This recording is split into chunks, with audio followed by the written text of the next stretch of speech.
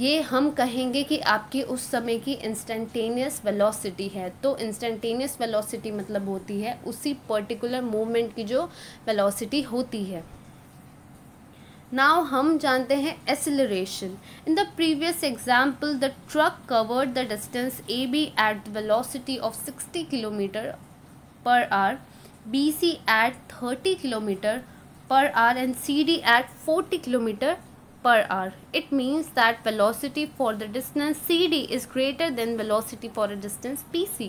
From the number of seconds required for this change in velocity to take place, the change in velocity per second can be deduced. This is called acceleration. तो जैसे कि हमने देखा कि A B B C C D इनकी जो velocities थी उसमें डिफर आया, एक 60 था, एक 30 था, एक 40 था। फिर हमने देखा कि सी डी की जो वेलोसिटी थी वो बी सी से ज़्यादा थी। तो नंबर ऑफ सेकेंड्स जो रिक्वायर होते हैं किसी वेलोसिटी को चेंज होने के लिए, है ना, तो वो चेंज इन वेलोसिटी पर सेकेंड को ही हम कहते हैं एक्सेलरेशन। एक्सेलरेशन आप जानते हैं क्यों होता है। You know that the truck driver increases or decreases the velocity of the truck by means of the accelerator. तो आप सब जानते हैं कि जो ट्रक ड्राइवर होता है वो क्या करता है कि किसी भी ट्रक की जो स्पीड है ना, उसे इंक्रीज़ करता है या डिक्रीज़ करता है। ऐसा क्यों करता है, कैसे करता है? एक एक्सेलरेटर के यूज़ से। You might have seen a toy car that runs on a clockwork spring. When it is released on a flat floor, after winding up the spring, it goes on a straight line. तो आपने ये observe किया होगा कि एक toy का यदि आप यूज़ कर रहे हैं, उसमें कोई स्प्रिंग है, तो आप उसे रिलीज़ करते हैं तो क्या होता है कि पहले तो वो स्पीड से जाती है, फिर उसकी स्ट्रेट लाइन में, फिर वो धीरे धीरे में भी स्लो हो जाती है। However, when it is hit on one side, it changes direction and keeps going.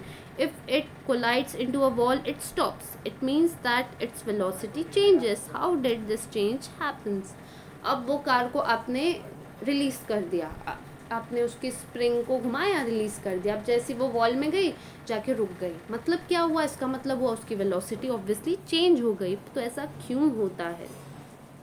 It means it happens because the car comes into contact with something external to it, और उसकी वेलोसिटी इसलिए change होती है क्योंकि वो car में कुछ external forces लगते हैं।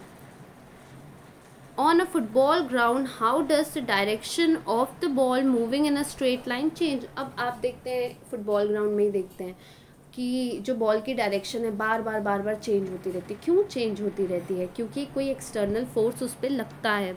We see some player changing its direction by kicking it, क्योंकि फुटबॉल प्लेयर्स उसे किक करते हैं और इस कारण से उसकी वेलोसिटी चेंज होती है।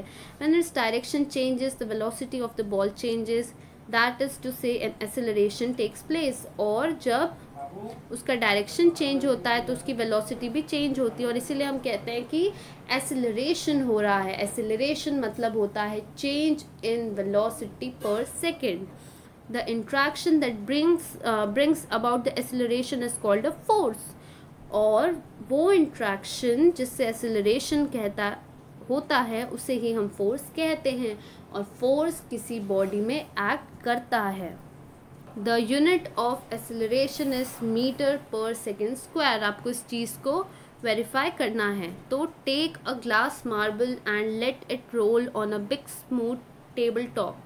After some time its velocity will decrease and it will stop. तो आपको क्या लेना है? ग्लास का मार्बल लेना है, उससे टेबल के टॉप में फ्लोर करना है, मूव करना है, रोल करना है, और थोड़े टाइम बाद आप देखेंगे उसकी वेलोसिटी डिक्रीज होती है और कुछ टाइम बाद वो स्टॉप हो जाएगा। On a carrom board too, the carrom coin pushes by a striker will move forward some distance and then come to a stop. तो आप जब कैरम बोर्ड में कैरम को भी स्ट्राइक करते हैं तो वो थोड़ी देर तक मूव करता है और उसके बाद वो जाके स्टॉप हो जाता है। If the coin is pushed after applying talcum powder to the carrom board, it will keep moving for a longer time and then it will stop. और यदि आप क्या करते हैं, कैरम बोर्ड में टैल्कम पाउडर यूज़ करते हैं तो वो भी थोड़े टाइम तक मूव करेगा, थोड़े ज़्यादा टाइम तक मूव करेगा, लेकिन वो एक टाइम के बाद रुक जाएगा। What can we infer from this, तो इससे हम क्या जान सकते हैं? The velocity of the coin decreases due to force of friction and the coin stops. If the friction between the carom board and the coin is reduced, the coin keeps moving for a longer time. It would mean that if no force of friction is acting on a moving body, it will keep on moving with a constant velocity. तो इससे हम ये समझ सकते हैं कि ये जो वेलोसिटी में चेंज होता है, ये चेंज होता है due to force of friction.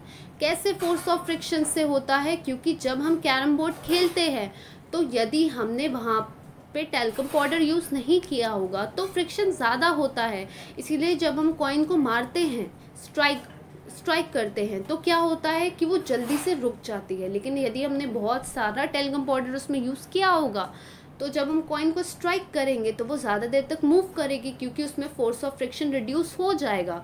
तो यहाँ पे फोर्स ऑफ फ्रिक्शन का काम होता है। जो भी वेलोसिटी में चेंजेस आते हैं, स्पेशली जब टाइम के साथ वेलोसिटी डिक्रीज होती है, इसका रीज़न होता है फोर्स ऑफ फ्रिक्शन।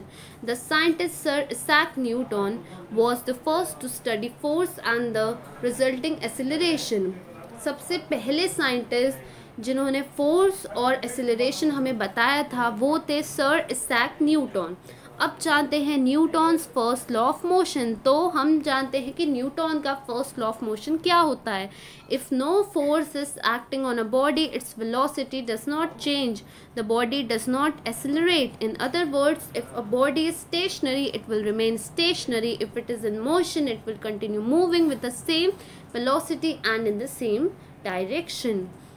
तो न्यूटन का फर्स्ट लॉ ऑफ मोशन ये था कि यदि किसी भी चीज़ में फोर्स नहीं लगाएंगे तो उसकी वेलोसिटी चेंज नहीं होगी। मतलब यदि एक ऑब्जेक्ट स्टेशनरी है, एक जगह पे है, तो वो उसी जगह पे रहेगा जब तक उस पर फोर्स यूज़ नहीं होता है। और यदि एक ऑब्जेक्ट मूविंग है लेकिन वो मूवमेंट फोर्स के कारण नहीं है, वो खुद से मूव कर रहा है, यदि विदाउट फोर्स एक ऑब्जेक्ट मूव कर रहा है तो वो मूव ही करता रहेगा और उस चीज़ का कुछ नहीं किया जा सकता। मतलब उस चीज़ को कोई भी चीज़ स्टॉप नहीं कर सकती है, वेलोसिटी उसकी रिड्यूस नहीं होने वाली। You have learned what it mean by force. You have seen that a body is accelerated due to force. तो हाँ, हमें इससे यही चीज़ समझ में आई कि किसी भी बॉडी में जो एक्सेलरेशन होता है, मतलब उसकी वेलोसिटी इंक्रीज या डिक्रीज होती है, वो फोर्स के कारण ही होता है। Suppose you place the 1 kilogram standard weight on a surface with no friction and pull it with an acceleration of 1 meter second square, the force applied is called 1 Newton. तो यदि आपने एक जगह पे 1 किलोग्राम का वेट रख दिया और कोई फ्रिक्शन नहीं है, आप उसे नॉर्मली पुल कर रहे हैं किस एक्सेलरेशन की से 1 मीटर पर सेकेंड स्क्वायर से, तो जो फोर्स आप अप्लाई कर रहे हैं उसे हम कहेंगे 1 Newton. So force is measured by acceleration that it produces. तो ये चीज़ हमने जानी कि फोर्स को हम वो बॉडी कितना एक्सेलरेशन प्रोड्यूस कर रही है उससे मेजर कर सकते हैं। We have learn about the relationship between the distance of an body resulting from the force applied to it and the work done. तो हमने जाना किस चीज़ का relationship of displacement of a body किस चीज़ से रिजल्ट करती है, वो फोर्स अप्लाइड से और वर्क डन से। मतलब कोई भी चीज़ में डिस्प्लेसमेंट होता है, क्यों होता है? फोर्स के कारण होता है। और हमने ये भी जाना कि वर्क कैसे होता है। We have also learn about the work energy relationship and the ability to do work is called energy. अब हम जानते हैं force, displacement and work. If the figure alongside a string attached to a wooden block on a table is passed over a pulley and tied to a weight, on applying a sufficient weight, the block will be seen to move. तो हम यहाँ पे जैसे कि figure में देख सकते हैं कि एक स्ट्रिंग अटैच्ड है किससे? वुडन ब्लॉक से टेबल पे। इसे क्या है पुले से पास किया जा रहा है और वेट लिया जा रहा है। तो जैसे जैसे उस ब्लॉक पे हम फोर्स लगाते जाएंगे वो वेट ऊपर उठते जाएगा। if the block move forward, we can say that it has been displaced due to displacement. We can say that force has done some work. अब क्योंकि वो वेट ऊपर उठते जाएगा तो हम क्या कहेंगे कि डिस्प्लेसमेंट हो रहा है. डिस्प्लेसमेंट क्यों हो रहा है? फोर्स के कारण हो रहा है. और इस फोर्स के कारण क्या हो रहा है? वर्क हो रहा है. वर्क क्यों हो रहा है? क्योंकि एनर्जी लग रही है. वर्क किस चीज़ को कहते हैं जहाँ पे एनर्जी लगती है? तो फोर्स के कारण वर्क हो रहा है. तो इनका अब जानते हैं इनका रिलेशनशिप क्या होता है. इनका जो रिलेशनशिप है वो एक फॉर्मूले से हमें बताया गया है. Work done by the force is equals to force applied to the body into displacement of the body. तो वर्क का फॉर्मूला होता है work is equals to force into displacement of the body. In the SI unit, the unit of work is joule, while the unit of force is Newton and the unit is meter.